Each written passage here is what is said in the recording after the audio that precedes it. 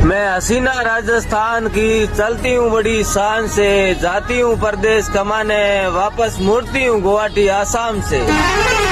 वास्ता में भाई सोरो परदेश में चालती शौकीन कल्डी लगे के मारवाड़ी मुम्मल आइए के रानी नोखा में श्रृंगार कियो, पेरियो चिरागालो सूट, ले सोरो को साथ में गजबन चाली गुवाहाटी आले रूट।